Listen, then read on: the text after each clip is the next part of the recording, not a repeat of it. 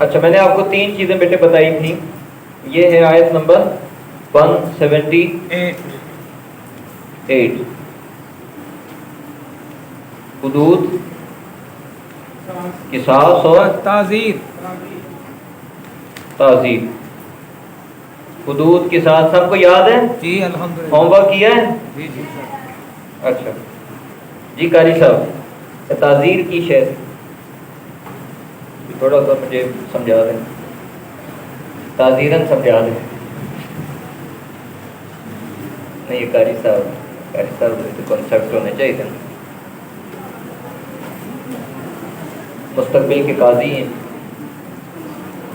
مستقبل کے قاضی. تعزیرات پاکستان کے مطابق آپ کو یہ سزا تعزیرات پاکستان تو سمجھ آ رہا ہے مجھے. تو سمجھ آنی چاہیے. ہاں ہیں؟ ہاں جج بیٹا خاموش ہو جائے. سر ریاست کے حوالے سے جج فیصلہ کرتے ہیں. ریاست میں جو قانون ہوتے ہیں نا اس حساب سے جو ریاست کے جو قوانین ہوتے ہیں جی اس حساب سے جو سزا و جزا کا فیصلہ کیا جاتا ہے. حکومت تو کوئی بھی فیصلہ نہیں کرتی نا. اب جن گناہوں کی سزا دینے کا اختیار عدالت کو یہ چیز میں سننا چاہ رہا تھا.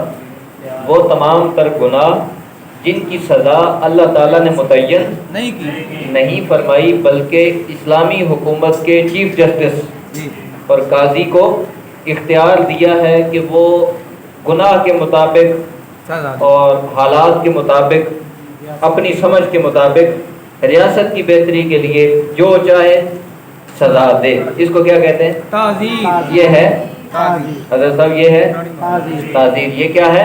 تعزیر. سمجھ آ گئی؟ سزاؤں کی بیٹا اس کے علاوہ چوتھی قسم کوئی بھی نہیں. چوتھی قسم کوئی بھی نہیں ہے.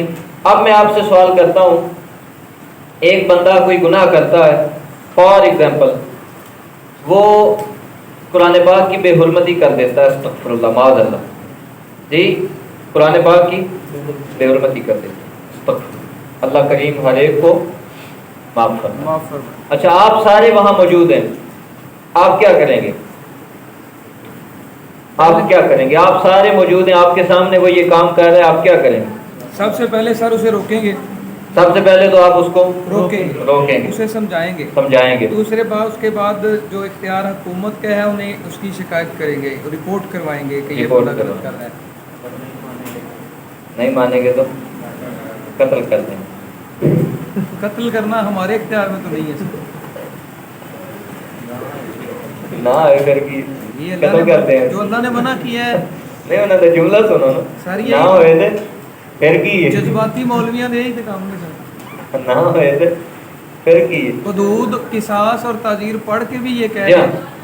آپ کو یہ بات اس لیے سمجھائی جا رہی ہے کہ اس کے علاوہ چوتھی سزا کا کانسیپٹ اسلام میں نہیں ہے.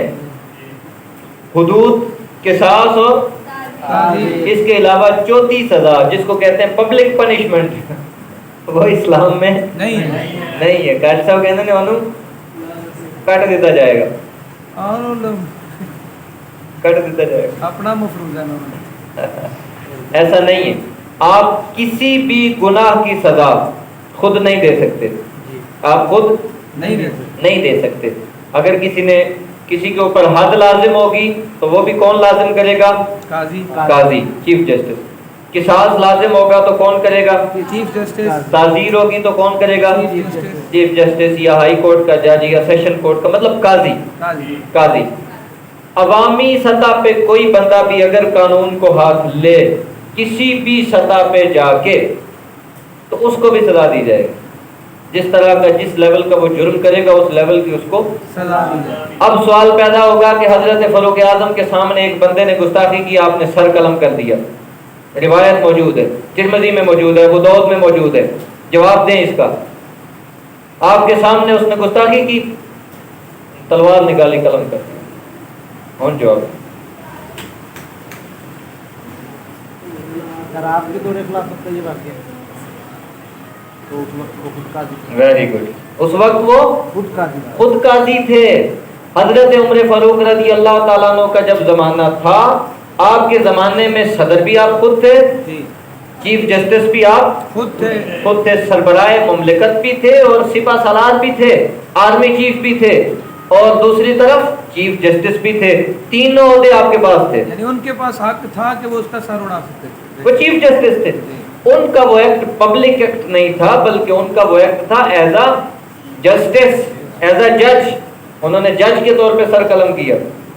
اب کوئی بندہ آقا علیہ الصلوۃ والسلام کی گستاخی کر رہا ہے، حضور کا زمانہ، آقا علیہ السلام کا زمانہ ہے، گستاخی کرتا ہے، حضرت عمر فاروق سر قلم کر دیتے ہیں آقا سامنے، اب کیا ہے؟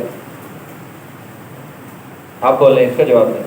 اب تو حضرت عمر فاروق کا زمانہ نہیں، بس وہ یہی والی حدیثیں بتا بتا کے لوگوں کو گمراہ کرتے جاتے ہیں۔ قانون سب سے بڑی چیز ہے قاری صاحب، اگر قانون نہیں ہے تو معاشرہ حیوانوں کا معاشرہ بن جاتا ہے، جنگل کا معاشرہ بن جاتا ہے۔ اسلام ہر سطح پر قانون کی نگہبانی اور قانون کی پیروی کا حکم دیتا ہے۔ اگر قانون کا کوئی رکھوالا یا قانون نافذ کرنے والا ادارہ اپنی ذمہ داری ادا نہیں کر رہا، you have no right to take the law in your hands. آپ کے پاس حق نہیں ہے کہ آپ اس کو کہیں جی جج ہمارے چونکہ بک گئے ہیں لہذا ہم ہر دیوار کے پیچھے چوک چرائے پہ خود فیصلے کریں۔ سوچے معاشرہ کدھر چلا جائے، ایسا نہیں ہو سکتا۔ آپ کافروں کی ریاست میں رہ کے بھی یہ کام نہیں کر سکتے، وہاں تو آپ ویسی اقلیت ہے، وہاں تو آپ ویسے اقلیت ہے نہیں، وہاں آپ کیا کر سکتے؟ ٹھیک ہے، لہذا اسلام قانون کی، میں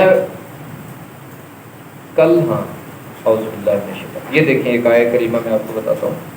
کل میں ایک آیت پڑھ رہا تھا، میں نے ایک لیکچر دینا تھا تو اس کے مطالعہ کے لیے یہ آیت میں اسٹڈی کر رہا تھا۔ وہاں ایک قوم کے لیے، یعنی فتح مکہ، جب آقا علیہ الصلوۃ والسلام مکہ فتح کر کے، یعنی فتح مکہ سے پہلے جب آپ ہجرت کر کے مدینہ تشریف لے آئے تھے، حدیبیہ کے سال جب آپ گئے عمرہ کرنے کے لیے اور انہوں نے آگے سے آپ کو روک لیا کہ ہم آپ کو عمرہ نہیں کرنے دیں گے، روک لیا۔ سبحان اللہ، یہ آیہ کریمہ میں آپ کو رضی اللہ تعالیٰ عنہ کو سفیر بنایا گیا۔ ہاں،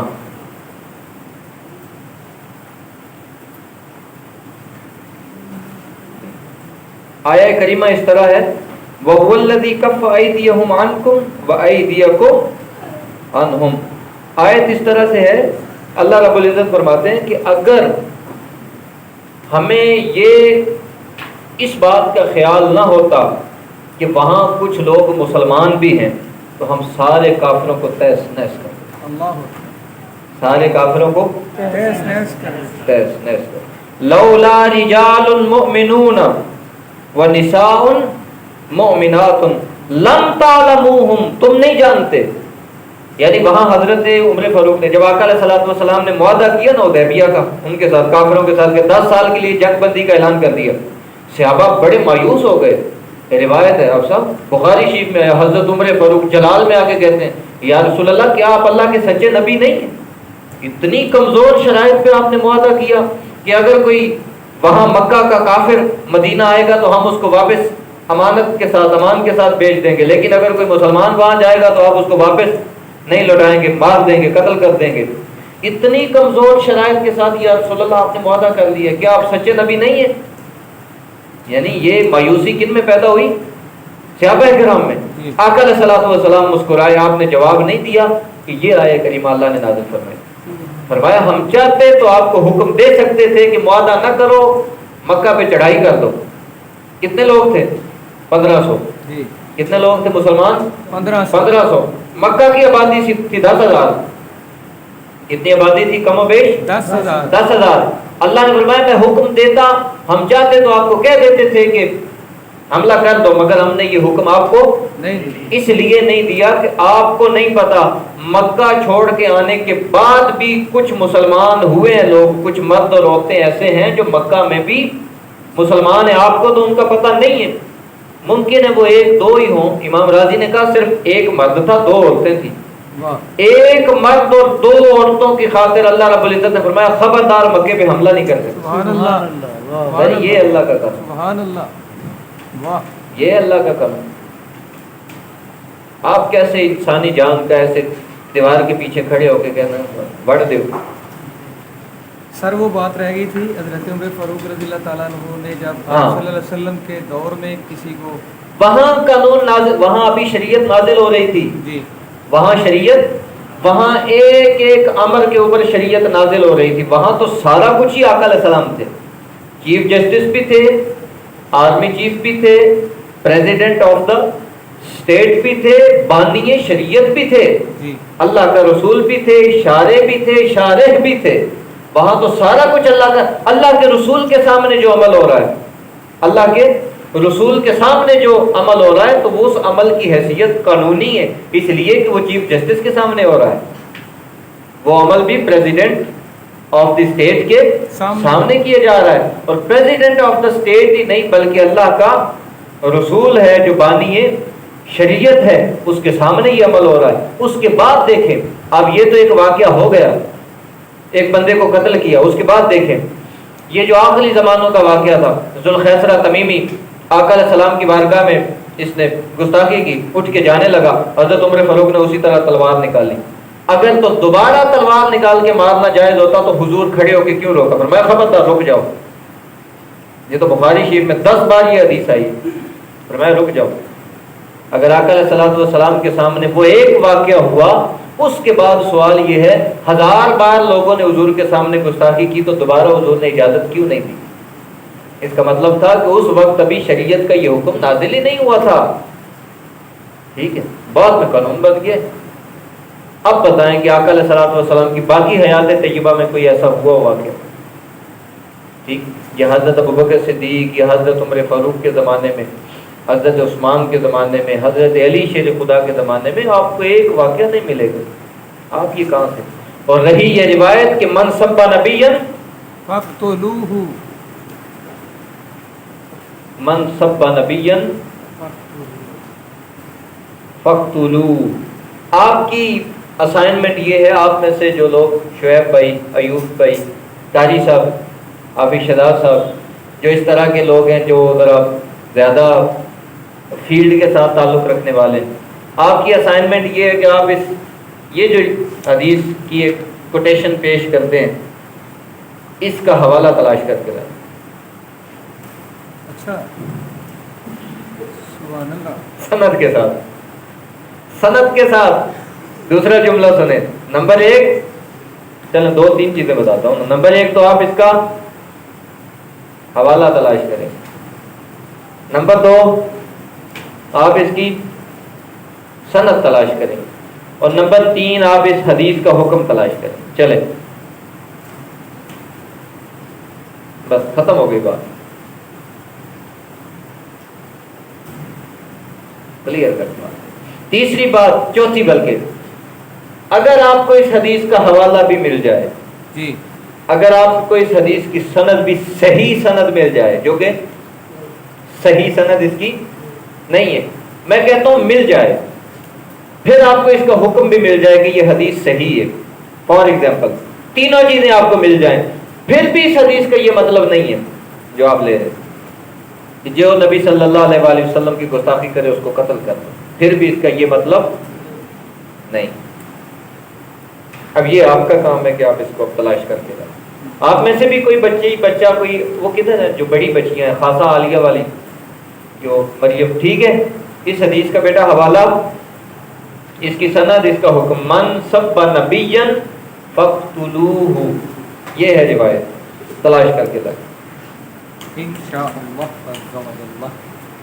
قاری صاحب تجھے بھی کہا تھا، ایک قاری صاحب کو کہا ہے نہیں تو ماہر آدمی. ٹھیک ہے قاری صاحب، اللہ خیر.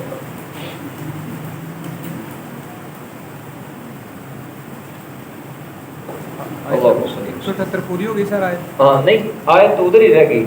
اچھا آگے فرمایا وہ آیت تھی قصاص کے متعلق کہ اگر کوئی کسی کو قتل کرے گا تو قتل کا بدلہ قتل یعنی قصاص. اس میں میں نے آپ کو ایک آیت اور بتائی تھی جس میں کتنی چیزیں تھی، 4-5. کان کے بدلے، جی جی، اور کیا کیا تھا، اذن بالاذن والانف بالانف، ناک کے بدلے ناک، دانت کے بدلے دانت، دانت. کتنی چیزیں تھی، سن 3، نفس بالنفس، جی عین بالعین جی آگے کان ناک اور دان انف بالانف جی اذن بالاذن ہاں سن بالسن پانچ چیزیں جی والجروح جی 6 چیزیں جی جو زخم دے گا جی جی کسی کا یہاں سے زخم دیا اس کو عدالت میں کھڑے ہو کے یہاں سے کاٹا جائے گا ہر زخم کا بھی قصاص ہوگا ہر زخم کا قصاص ہوگا ہر زخم کا قصاص ہوگا ٹھیک ہے یہ اگر آپ سر پھاڑ دیں گے نا کسی کا آپس میں آپ کا بھی سر پھاڑا جائے گا اسی طرح یہ لڑاکیاں 2-3 ساڑھے تھے بچیاں چھوٹی چھوٹی ٹھیک ہے اچھا اب اگلی بات فرمایا فمن عفی لہ من اخیہ شیء جی فرمان کوفی الگ عفیہ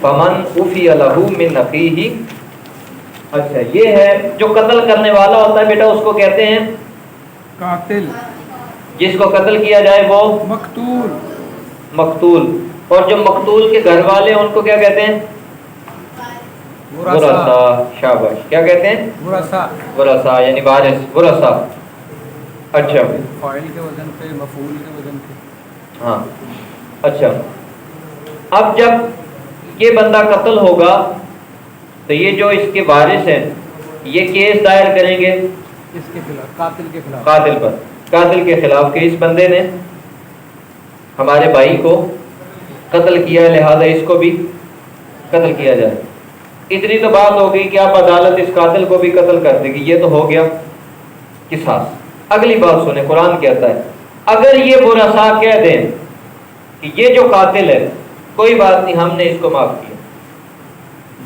ہم نے اس کو معاف کیا ہم نے اس کو معاف کیا تو قرآن کہتا ہے اداء الیہ باحسان تو پھر معافی بھی معروف طریقے سے معافی بھی معروف طریقے سے ہوگی کہ بندہ قتل ہوا ہے بندہ قتل ہوا ہے ٹھیک ہے معروف طریقے سے کیا ہوگا کہ اب یہ جو قاتل ہے اس کے جو گھر والے ہوں گے اہل و عیال یا یہ قاتل اپنے اہل و عیال سمیت یہ اس مقتول کے ورثاء کو دیں گے دیت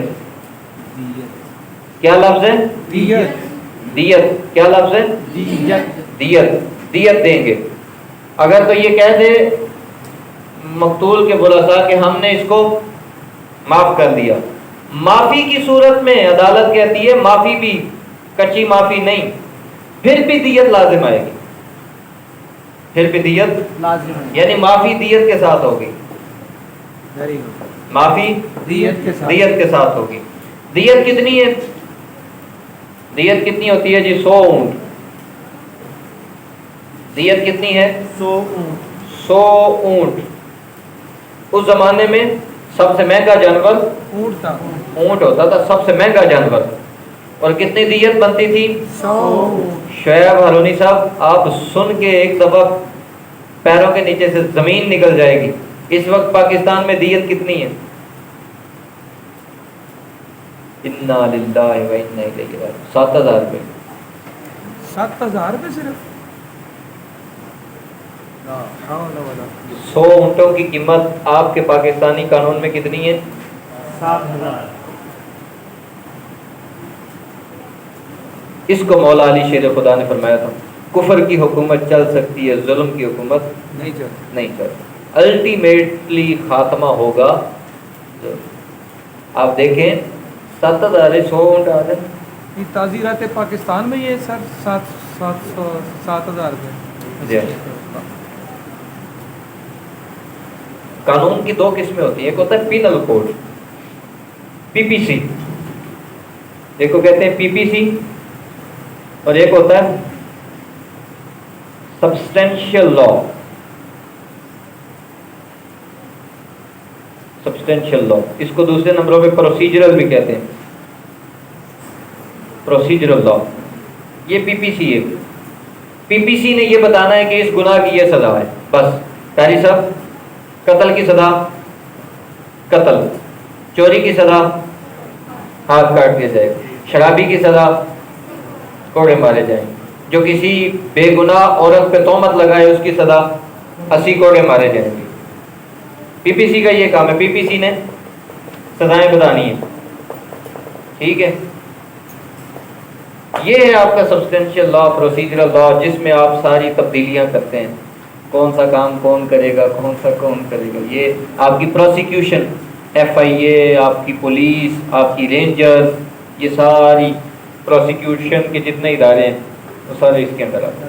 اچانک 12 بجے کھل جائے, اچانک 12 بجے رات کھل جی جی جی جی, وہ یہ سارا لا ہے جو رات کو 12 بجے بھی کھل سکتے ہیں, کبھی سنڈے کو بھی اوپن ہو جاتی ہے اور کبھی جمعے کو بھی بند ہو جاتی ہے. وہ یہ سبسٹینشیل لا. جی یہ آپ کا پی پی سی اور یہ سبسٹینشیل. پی پی سی تو ایک مسودہ ہے, جس طرح دستور نہیں ہوتا, آئین کی کتاب ہے, اس گناہ کی یہ سزا, اس گناہ کی یہ سزا, اس گناہ کی یہ سزا لکھا ہوگا. اب سزا کون دے گا, کیسے سزا کا تعین کیا جائے گا, گواہ کتنے ہوں گے, گواہوں کی جانچ پڑتال کیسے کی جائے گی. ٹھیک ہے, اس کے بعد کس سطح کی عدالت فیصلہ کرے گی, مقتول کون کون سے کس طرح کے گواہ لے کے آئیں گے, قاضی کی کیا کیا شرائط ہوں گی, وکیل کیسا ہوگا, یہ ساری بیماریاں ادھر ہیں. آپ کیسے فیصلے کریں گے؟ پڑھے لکھے بندے کا سب سے پہلا کام ہی یہ وہ فیصلہ کرتا ہے. اللہ الذی انزل الکتاب بالحق والمیزان, بالحق والمیزان, کتاب کا عالم فیصلہ کرے گا. تو وہ کیا فیصلہ کرے گا جس کو قانون ہی نہیں آتا؟ وہ کیا فیصلہ کرے گا جس کو قانون کی سمجھ نہیں, اس نے کیا فیصلہ کرنا؟ تو لہذا یہ ضروری امر ہے. اگر آپ کو قانون نہیں آتا تو آپ 20 سالہ درس نظامی کی ڈگری کو جلا کے LLB کر لیں گے, پھر آپ کو فائدہ ہی کوئی نہیں ہے. آپ کو پاکستان کا قانون نہیں آتا تو آپ کو اسلام کا قانون کہاں سے آئے گا؟ قانون کی ایک اپنی الگ زبان ہے, ایک اپنی لینگویج ہے قانون کی. قانون پڑھنا پڑتا ہے الگ سے. آپ نے پورا قرآن پاک تفسیر کے ساتھ پڑھ لیا تو آپ کہیں کہ میں نے قانون پڑھ لیا, اسلامی قانون. نو نیور.